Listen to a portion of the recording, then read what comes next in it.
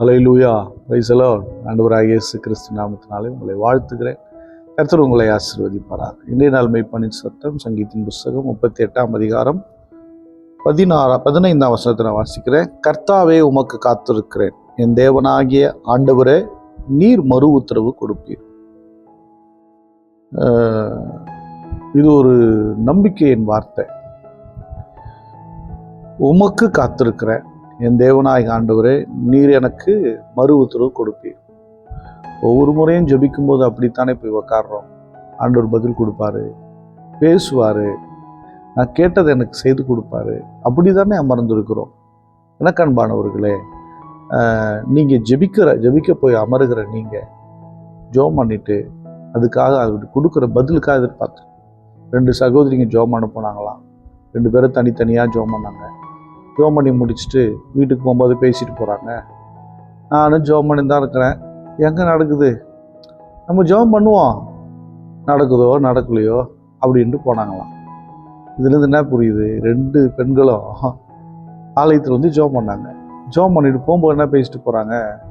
வருதோ வரலையோ, நடக்குதோ நடக்கலையோ அப்படின்ட்டு போகிறாங்க. அப்படின்னா அவங்க ஜெபம் பண்ணோம், ஆனால் அந்த மறு உத்தரவுக்காக, தேவன் கொடுக்குற பதிலுக்காக எதிர்பார்த்து காத்தில்லை. அப்படின்னா நிறைய ஜெபங்கள் இப்படி தான் இருக்குது. ஆண்டு சமூகத்தில் வராங்க, தேவன் இதை கேட்டிருக்கிறார், இதுக்கு பதில் தருவார் அப்படிங்கிற மனநிலை இல்லாமலேயே ஜெபிக்கிறாங்க. எனக்கு அன்பான தேவனுடைய பிள்ளை, ஜெபிக்கிற நீங்கள் அவர் எனக்கு பதில் கொடுப்பார், அவர் எனக்கு நிச்சயமாக இந்த ஜெபத்தை கேட்டு எனக்கு பதில் வரும், எனக்கு உண்டான காரியத்தில் அவர் நீதி செய்வார், இல்லை எனக்கு விடுதலை கொடுப்பார், சுகம் கொடுப்பார் அப்படிங்கிற நம்பிக்கையோடு போங்க. நிச்சயமாக அவங்களுடைய ஜபங்களுக்கெல்லாம் கட்டாயம் பதில் வந்துடும்.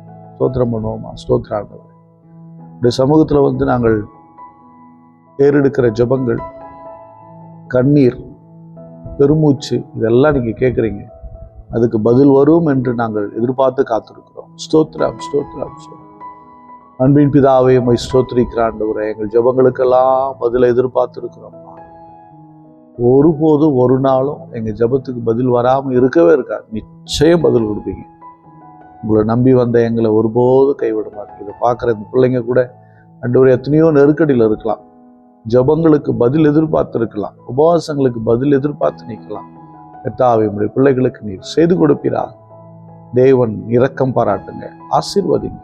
இயேசு கிறிஸ்துவின் நாமத்தினால் ஜெபிக்கிறேன், ஜீவனுள்ள நல்ல பிதாவே, ஆமென். God bless you. Bye-bye.